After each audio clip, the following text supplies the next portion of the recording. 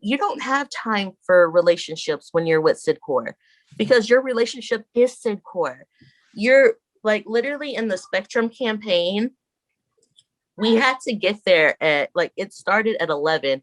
We had to get there like 8 o'clock in the morning.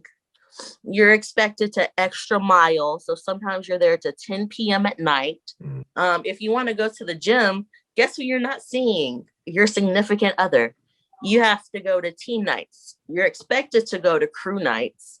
You like, if you're building a team, you have to spend time with your guys. Literally, I would get messages all the time. Are you hanging out with your people? Like, are you spending time with them? So, you have to, hang out with them, go out with them. Like, there's no time for like anything or anyone.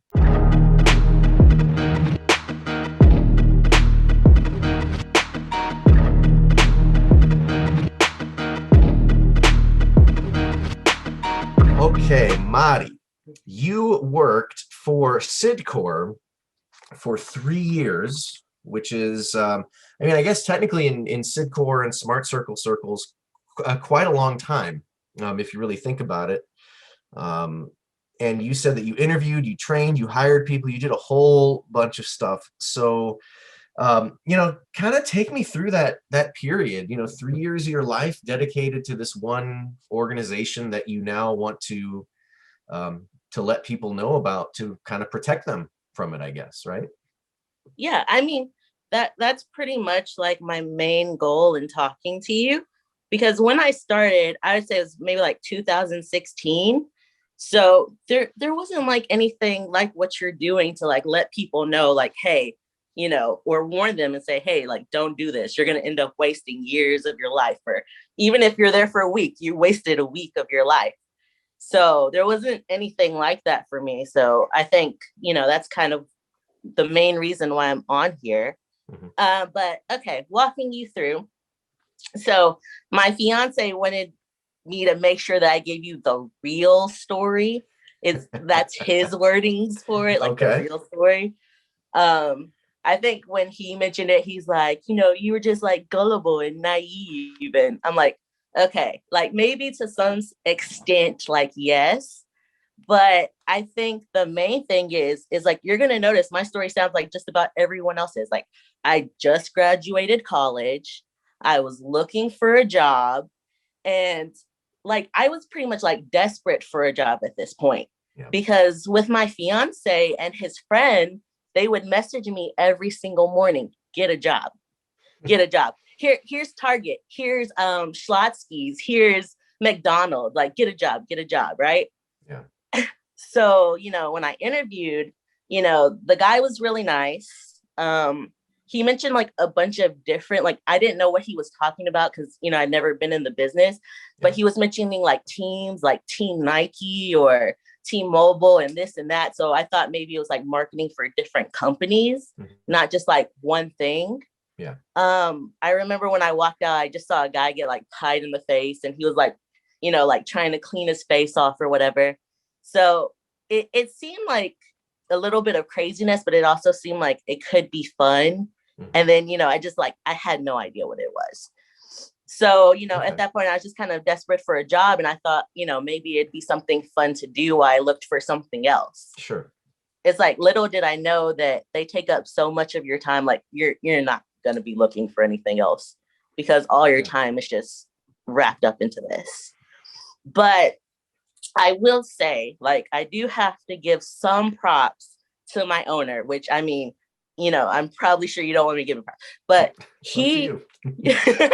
I was like, he was very good at doing what they're supposed to do.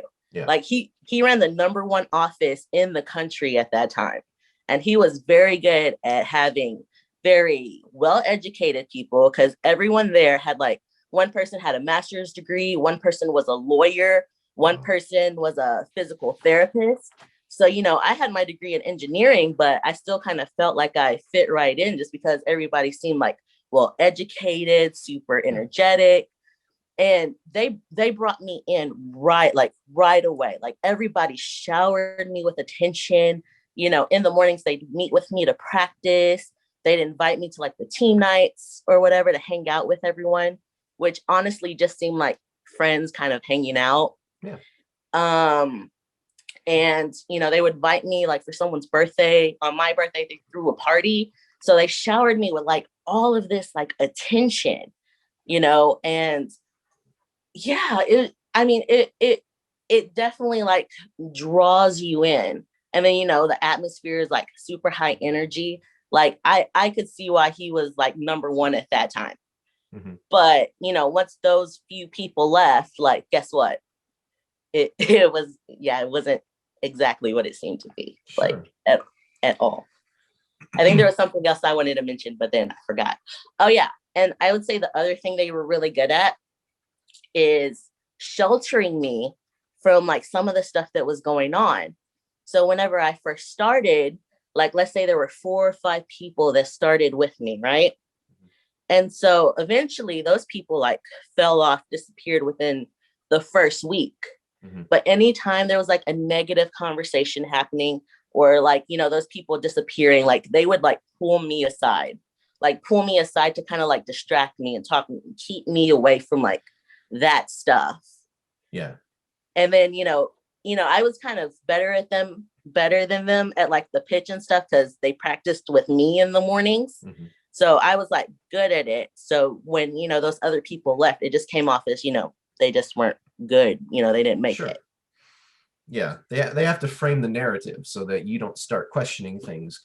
Because if everybody who came in with you starts falling off, then you might start to think, well, wait, what's happening here? But if they claim the narrative, if they reframe it as a way of making it seem like, well, no, you're better than them, they weren't as good as you, then it kind of puts your mind at ease, right? You're like, oh, okay, so maybe I'm doing something right here.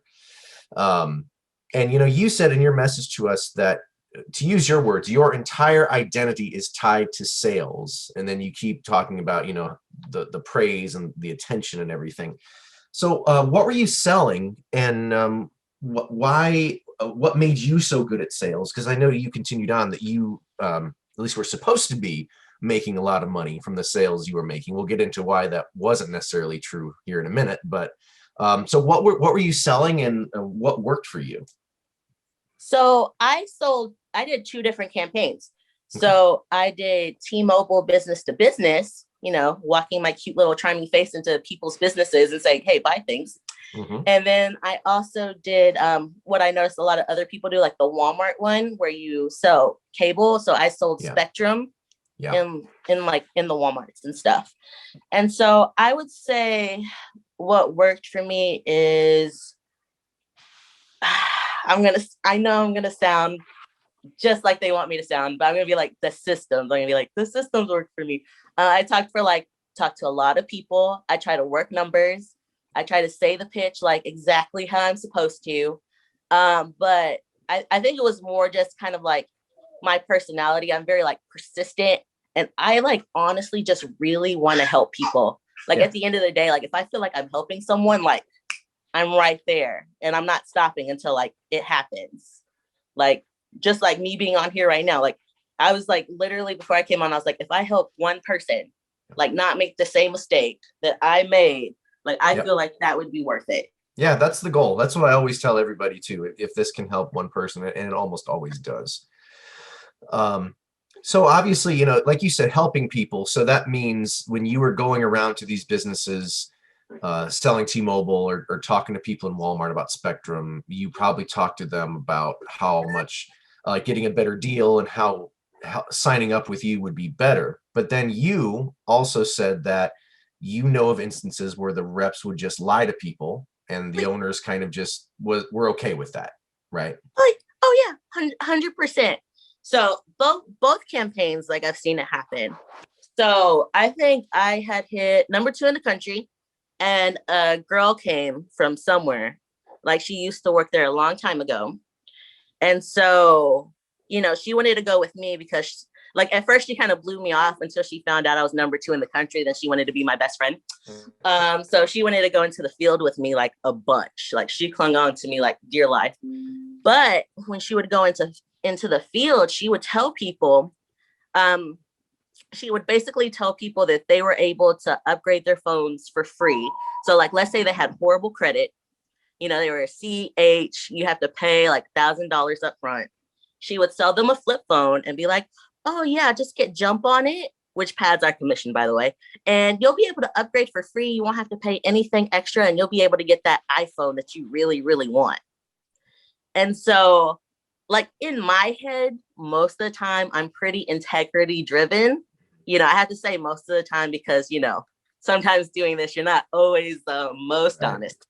But, you know, I could not stand it. I'm like, dude, doesn't work that way. She would tell people that, you know, if they canceled, T-Mobile would send them like a check or a card to pay off their phones. And I'm like, dude, no, they don't. Like, these people are going to like get that bill and they're just going to be like, well, T-Mobile never sent me any money. And then their credit's just going to be shot. And they're going to go try to upgrade and find out that the bill is like $500, like, or $1,000 even to get a new phone. And like, and so I would tell the owner, like, because my owner, like, you know, he would tell her, be like, no, that's not how it works. But her owner would be like, well, you know, I'm not quite sure. Like, you know, I don't know. It might work that way. And I was like, it definitely does not work that way. And she would never listen to me because her owner never told her like not to do it. And the only person she was willing to listen to was her owner. So she would just go around saying that to people all the time. And I'm just there trying to mitigate damage. Like, don't listen to her, please. Like, we would have arguments in front of people because I'd be like, please don't tell people this because they're going to end up very, very upset. Like, very. But no, like the owner didn't care because she was getting paid from everything that this girl was selling. So why would she tell her not to do it? Right. And it was kind of, I think one of the other guys mentioned like the Sprint campaign that he did, how it was like the Wild West and people just got paid for like signing people up. Mm-hmm. That's kind of how the T-Mobile campaign was, like, especially when we were first doing it, is that as long as they got a phone, we got paid. Mm-hmm. The only difference is that there was credit. So if people had bad credit, they had to pay a huge deposit. Mm-hmm. But as long as they got a phone, we were getting paid. So, you know, it didn't matter if they installed or if they ported their number over, that didn't matter. So she had no incentive to like change and stop lying to people. And then for the Spectrum campaign, so that one was the fun one. So basically what people were doing is they were sending devices to like the wrong address. Like people would give them the address and they would send it to a different address to get around like those prepayments. Yeah. And they could sometimes send it to the exact same address. And so basically they were just doing that to like pad their orders. So let's say, you know, the goal is 20 PSUs, right? You had people in his office doing like 44, like every single week. They were making like $3,000 paychecks because they were just sending these devices to just random addresses, just zero cares given, just sending it wherever. And so I feel like I tried to tell Dimitri something was going on, but with so many people just making so much money, like he didn't want to hear it. Yeah. Like he didn't really care until Spectrum like put a stop to that kind of thing where, you know, they could kind of like verify the addresses. I can't remember what they did to stop it. Like, just to be 100% honest with you, I don't remember what they did to stop it. I just know they put a stop to it. So then all of a sudden, all of these people who were making all of these huge paychecks, all of a sudden couldn't make a sale to save their life. It went from like 40 PSUs to 5. Yeah. Yeah, that's what happens when you actually do things by the book instead of all the ways that that Cydcor teaches you to lie about certain things.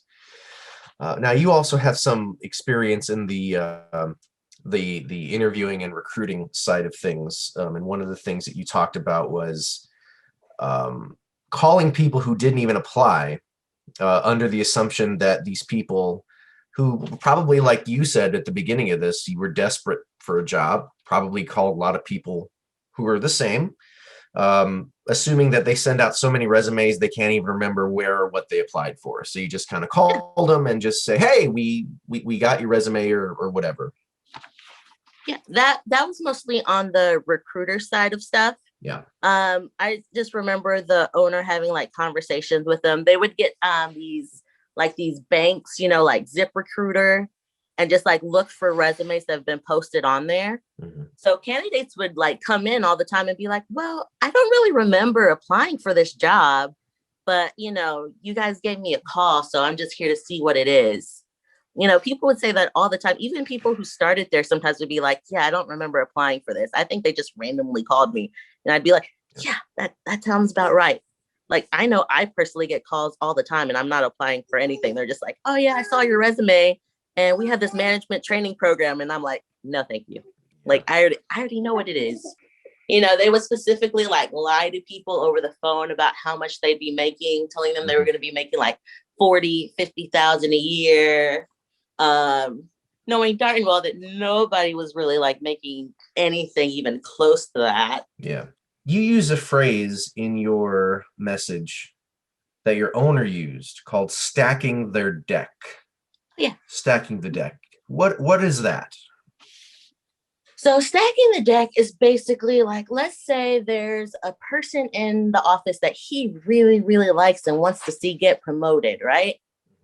He's going to pretty much try to funnel and throw all the interviews kind of towards that person to stack their deck to give them a better chance of like building a team. Yeah. So that's pretty much what stacking the deck is. So it really doesn't have a lot to do with sales necessarily, right? It's mainly if the owner likes you, then you're going to get more interviews. Oh yeah. It has a little to do with sales too, just because when you become a senior leader, which I probably became a senior leader because he liked me a little bit. So I did get like a couple of people on my team because of that. But when you're a senior leader, you get to pick where you go. And not only do you pick where you go, you pick where everybody else goes too. So let's say you're a senior leader, he likes you, you're going to pick a store, you're going to be like, well, I can do 12 at this store. That's my store. And then you're like, oh, this person, I don't care about them. We'll just send them like an hour, 2 hours away. Like, they're not going to do anything anyway. Like, they'll be fine. So, you know, we pretty much stacked our own decks on that one because we were sending ourselves to all the high volume stores and just leaving everybody else with whatever was left over. And then because we did that, we got more sales. And because we got more sales, we were also able to get more interviews too. Yeah, that makes sense. Now you made in your message, you made a rather serious accusation against your owner, but unlike you know, some people, they can't always back up their accusations with proof. It seems like you were given the proof. You thought that your owner was stealing money from your paycheck, and you're not the first person who's told me that. I've interviewed multiple people who've said the same thing. They've had their suspicions. Based on what they sold and what their performance was, their paychecks did not reflect that. But you decided that you were gonna do a little bit of research and call the installs, right? And you found out that you weren't wrong. Yeah, like I texted every single person that I sold to, and every single person was like, "Yeah, we installed, we love it, it's great." And I'm like, "Oh, that's awesome." So I literally sat there right in front of the owner and I was like, yeah, I talked to every single person that I sold to, and they all said that they installed and they're so happy.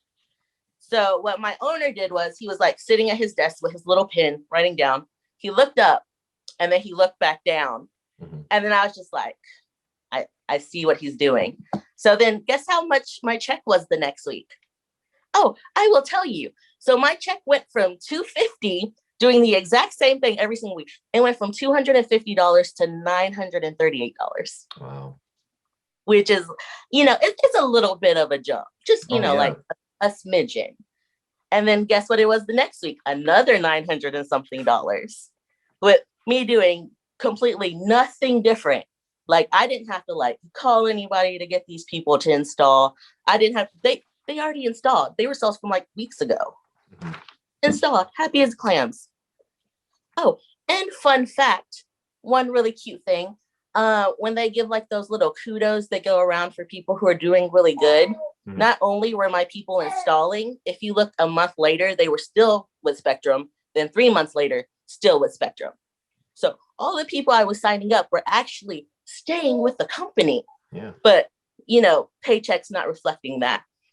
And if we're having another fun time on this conversation, not only was that happening, but I also got to hear very nice little conversations with, other owners who just opened up about how their people were making sales, but they were going to pay them like $300 that week. Because sure, yes, he made a little bit more, but because he was new, he needed that money for his business. So he was told by like the owner to keep that money. Got it. Get excited. So, anybody who's in this business for any amount of time gets to see, and they usually put it aside, put it in the back of their minds, the way that these owners and the consultants manipulate everybody and manipulate people to stay longer than they want to stay, manipulate them to behave in ways that they probably would never ever behave in other legitimate lines of work or anything like that. You talked about some of the ways that your owner manipulated you to stay, including taking you to nice dinners, paying for travel for you, letting you go to different locations, buying you gifts, flaunting his wealth and all of this sort of stuff. And you even said in one part of your message that your mom even said that he was trying to brainwash you into staying. So, thinking about that now when you were in it, like how big of an impact did those things, were those things on keeping you to stay? And looking back on it now, like without those things, do you think you would have stayed? Well, I will say like some of the things, like I remember he brought like all the girls Burberry scarves from like Italy. Like I don't even know if they were really Burberry scarves, but he brought like all the girls like scarves from Italy. He was always just flashing everything. He would run meetings over like his marble countertops, and like he's like, marble countertops aren't cheap, so you gotta work hard in the field. Yeah.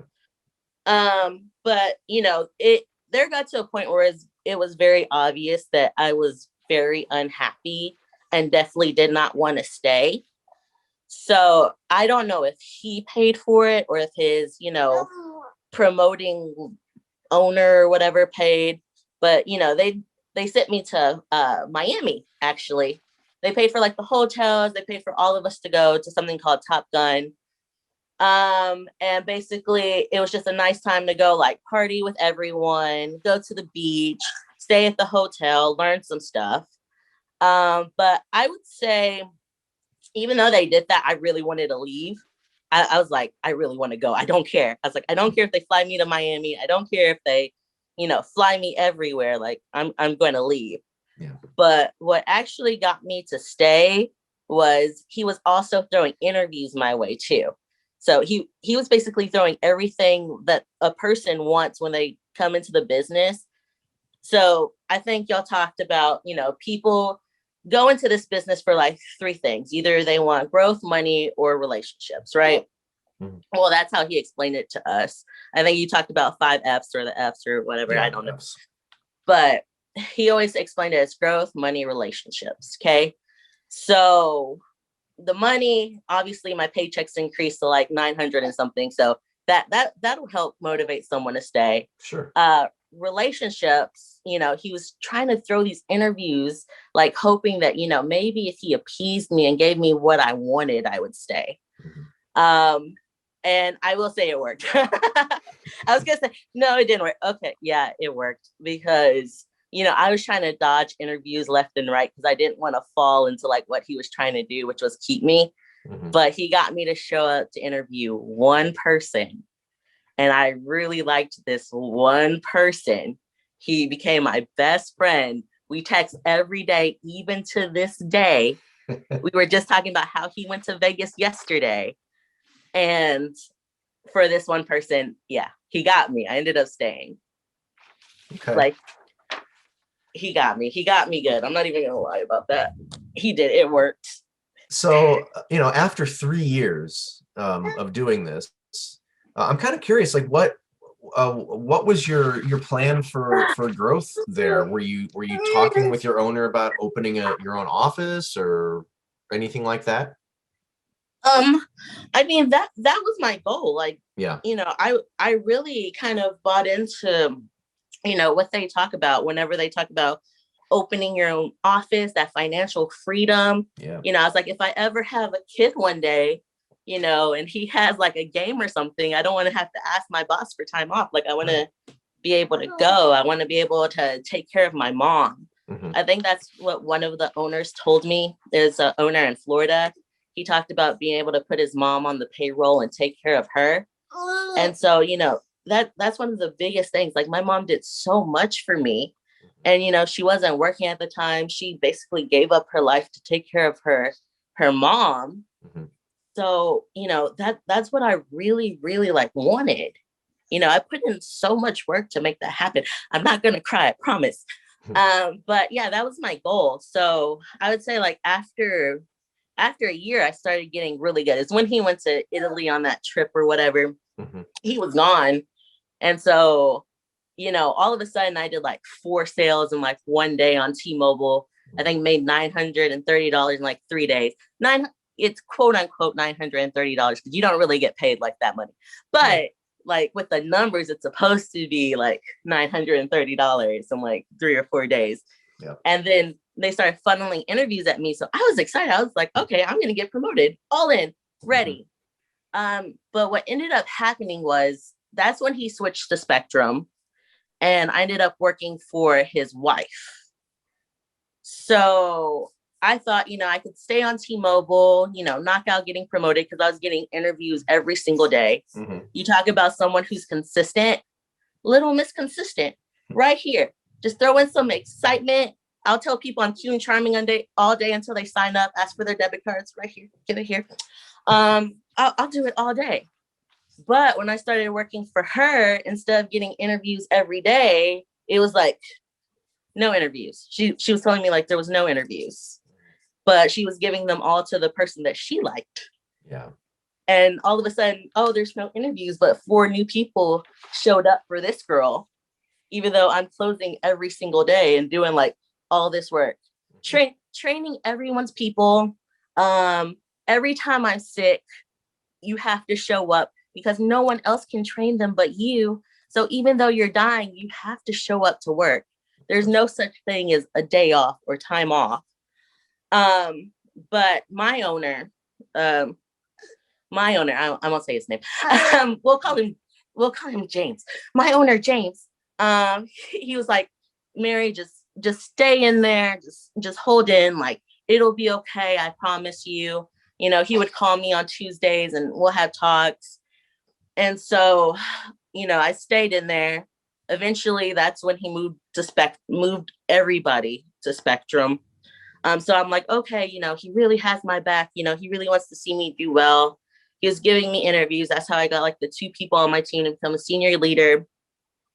And then, it all just kind of dropped off. Sorry, I get distracted. I get on tangents and tell stories. Okay. But so it falls off. Like, I become a senior leader. He just starts like ignoring me, no attention. So I want to get promoted, right? I'm like, Little Miss, I want to get promoted, right?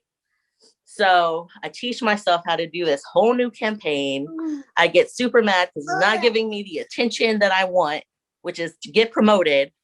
So I become the best person in the office. I drop 30. You know how I said like 30 was hard to do? I dropped 33 PSUs on this 20 PSU campaign. Make it to the point where he has to give me interviews, because if it's really make sales, work hard, get interviews, get promoted, and I'm doing all those things and you're not giving me interviews, then I can kind of show everyone that he's full of it. Yeah. Which was my goal at the time because I was super mad. And then eventually we started having talks about me getting promoted. So that's how that worked. And so, yeah, so he actually split up the 2 offices with the 2 owners because he ended up working with his wife. Mm-hmm. So he split the 2 offices, and his main goal was to see me kind of get promoted out with like my guy. So we did have conversations about that like towards the end. Mm-hmm. So I'm curious, after 3 years, that's a long time, especially I think for anyone in Cydcor or Smart Circle, because you start to think about everything that you've invested in this, because it's a hard job, and going door to door and talking to all these people, hundreds of people every day, and sales and all this sort of stuff. It can almost feel like starting all over again if you leave. So what made you decide that, I'm done? So getting towards the end, I had that one guy that he got me to interview, and he was my right-hand person, right? Best friend, right-hand person. But here's the thing. So anytime I trained somebody and they were on my team, they always ended up being better than me, right? Like, let's say I made 20 every single week. The person I trained always did 28, 27, 28, right? Yeah. So he ends up being like super, super good, which is good because that's what I want him to do. I want him to buy into everything that he's supposed to, want to get promoted just like me, bring more people in just like me. That's exactly what I want. So in my head, I'm doing a great job. I don't care what Dimitri thinks or what he's doing. I'm like, okay, we got this. So my guy's he's like interviewing, he's bringing in 4 more people to be under me. Like, yeah, get excited. So excited.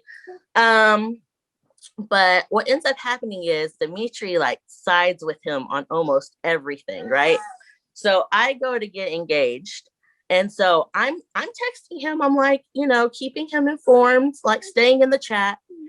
But I guess we were just way too close. He ends up getting mad because I didn't call him right away for him to be the first person to know that I got engaged. So he goes on this huge rant about how I didn't talk to him the whole time that I was, there, and how I'm just the worst leader in the world, even though I've trained him, taught him everything that he knows, and always supports him no matter what he's doing. I'm the worst person in the world.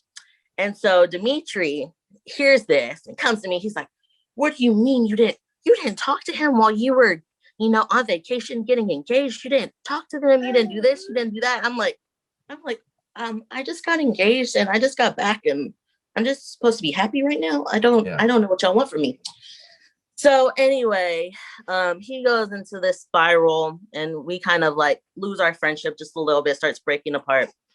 And so he ends up leaving. Mm-hmm. Trust me, he anytime me and him got into a fight, he threatened to leave. But this time he got super mad, decides to leave. And I'm like, okay, I already had a plan if he left. Mm-hmm. I had it written down in my spiral. If he leaves, replace him with new people. Yeah, yep. Everyone's replaceable. Right. Even he told me that everyone's replaceable. So I'm like, okay, he's great, but everybody I interview and train's great. Yeah. So he ends up leaving. And so, but it's still kind of a hard hit because, we were thick as thieves. We were best friends. So that's already hard enough. And so then, Dimitri, we were talking about this. We were at somebody else's office. I was helping out train and do stuff at a different office. And so we're talking about the text messages that led up to him leaving.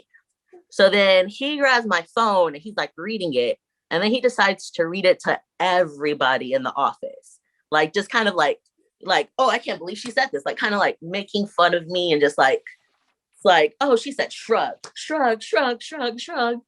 I'm just and I'm already super hurt because I lost my best friend. Yeah. And then on top of it, I have him just who does that? Who grabs someone's phone and starts yeah. So I think when he did that, that was just kind of my final just kind of straw. Yeah. Because I came home I was crying. I'm about to cry right now in front of the entire world. I was crying in front of everyone, mm-hmm. and he was still just poking and poking and poking. And then I ended up coming home. Sorry, I ended up coming home, and I was talking to my fiance, now fiance at the time, and I was telling him everything that happened, and he was just basically a real owner, a real boss doesn't do that to his people. I was crying just like I was a second ago. And he's just dude, a real boss, they don't do that to their people. Yeah. He's so immature. Who reads someone's text messages to like everyone and then like picks on them and stuff. Like, and he was like, so part of the reason I like didn't leave sooner is because every time I wanted to leave, he'd be like, do you have money saved? And I'd be like, no, because if you're not really making money, how are you supposed to have money saved? But this time he was like, do you have money saved? And I was like, yeah. And he's like, you know what? He's like, quit. He's like, I already pay all the bills because, you know, when you don't make money, you can't pay bills. So he's like, I already pay. He's like, I already pay the house. I already pay your food. I already pay everything anyway. And you have money saved to cover any of your other expenses. So he's like, leave. And I was like, okay. Yeah. Like, done.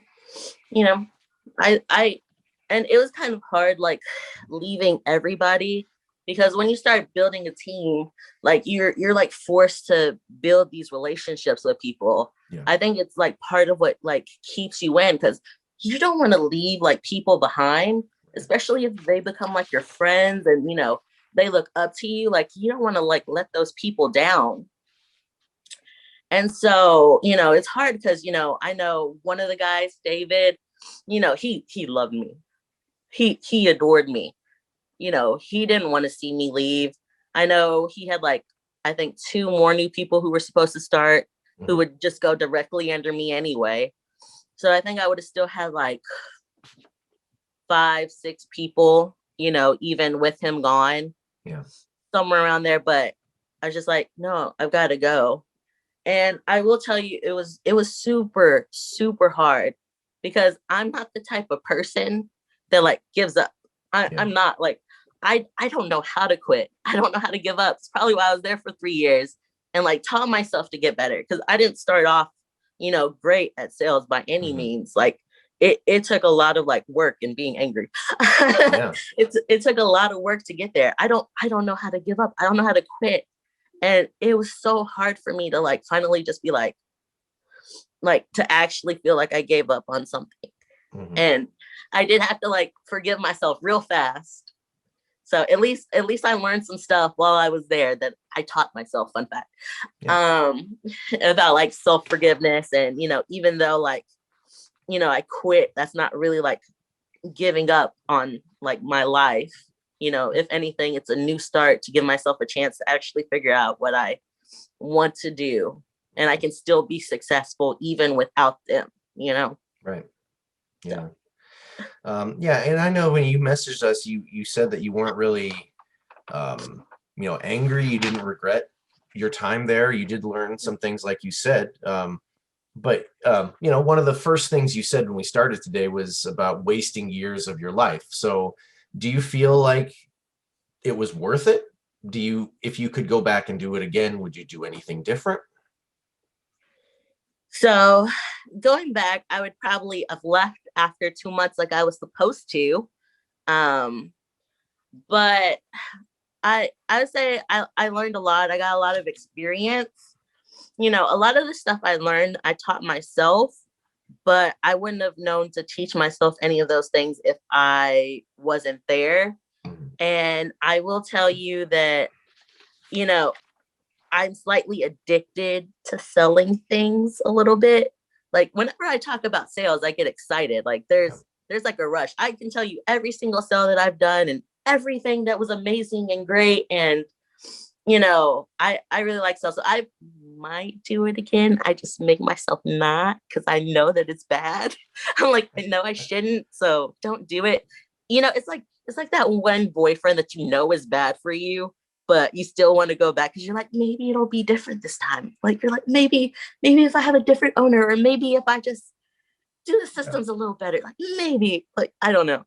But at the end of the day, here's one thing that I will say. There are other sales jobs out there that are actually way, way, way better. You get, you know, start off salary pay, you get benefits. Like the last job I did was technically a sales job.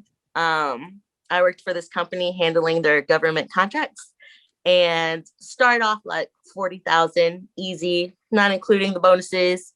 They let me do some actual engineering stuff. So I got to handle some of their quality control engineering stuff. So I actually gained experience in my fields. Like, and they were just as nice. We actually went out like one of my first days there to like a cigar place and played cards and had a great time. Yeah.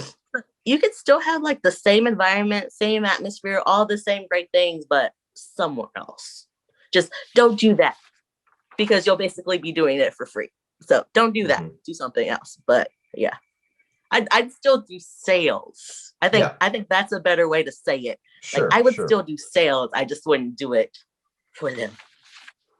What advice, if any, do you have for anyone who comes across this video and is getting messages from companies like this and is desperate and feels like if I turn down this job, I'll be making a mistake, and they feel like they have to accept anything that comes their way?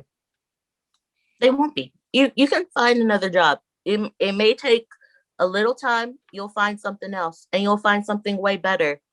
It's like, would you rather spend an hour of your life to maybe be able to afford a cup of coffee, or would you like to actually find something that could be of value to you and actually make you feel happy at the end of the day when you're done?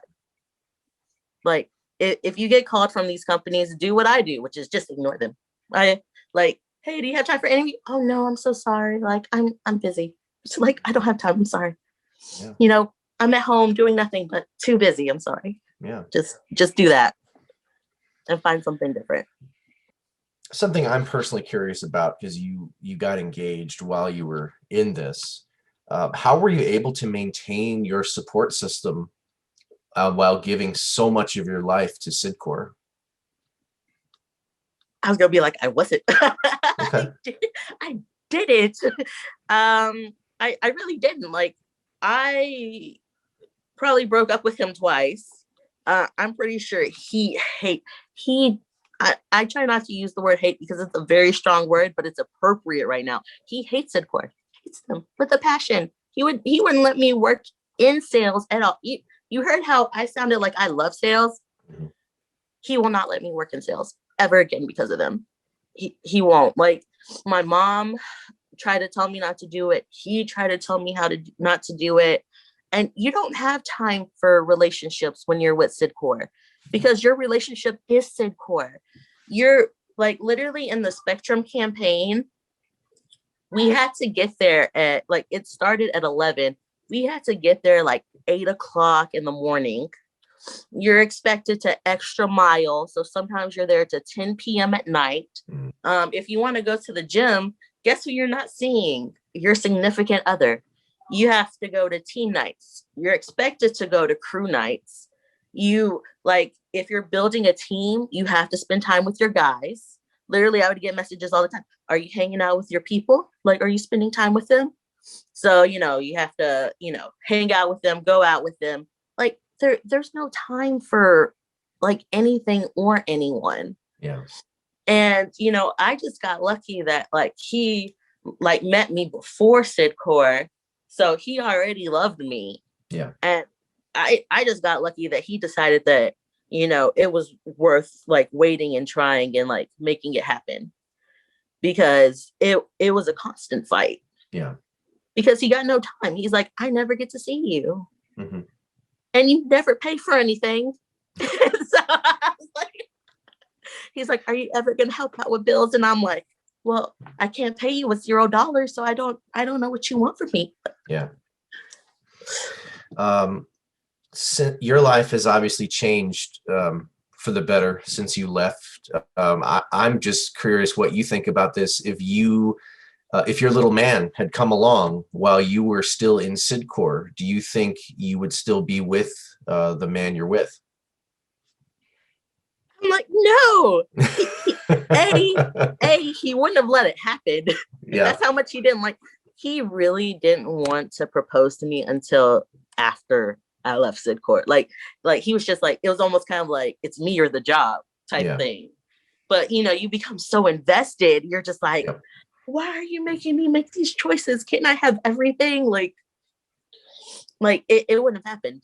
And then like literally I watched my little man here like rolling around. And that's part of the reason why I'm doing the video too, because I'm like, if he ever grew up one day and came across one of these companies, I would be like, no. After I left, I had so many of my friends want to join because, I'm Little Miss, get excited. I slightly have a tendency to romanticize everything just a tad bit. I don't know if you've noticed, just like a wee bit. Okay. So, they've probably heard me like talk. It's just the talk. You're like, oh yeah, me like $1,000 this week. I'm so great. Or, you just kind of flash and flaunt. And, even now I can't sit here without like a scarf and a watch on because I'm like, you just have to. It's what you have to do, you know? So I wouldn't want him to fall into this. And I had so many friends who, after I left, were like, oh, I have an interview with them. And I was like, don't do it. I was like, you'll end up working all these crazy hours. You won't make the type of money you're looking for because you told me how much you want to make. You won't make it. And he's gonna use you for everything that you have. So like with me, I loved people. Like I like the relationship part. And if I like what I'm doing, I'm willing to do it for free. So hence, like, even though like the money wasn't always there. So I told you how I was making like 900, right? 900. So then it started to kind of take a little dip and it went to like 600. And then it took another little dip and it went to 500. And here's the thing, nothing's changing on my side. All of my sales are still happening. Like when I told you I'm Little Miss Consistent, I mean 6 months of 20 plus PSUs every single week, all real sales, all real customers. I just make them fall in love with me. I'm like, you see this face? I'm so adorable. Sign up. I'm so cute and charming. We're best friends. Sign up. That debit card right here, Visa or Master. I'll take it. Sign up.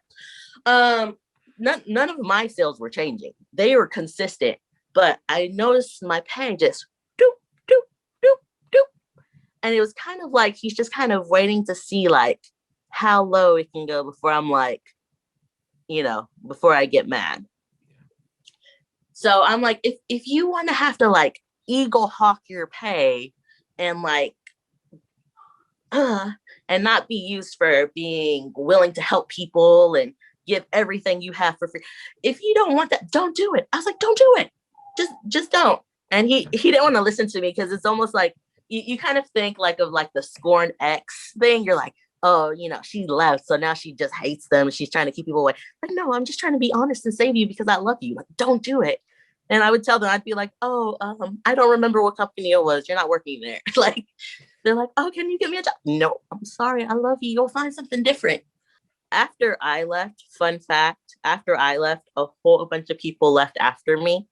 I never bashed him because, I think I was just appreciative for everything that I learned because I learned how to learn while I was there. Yeah.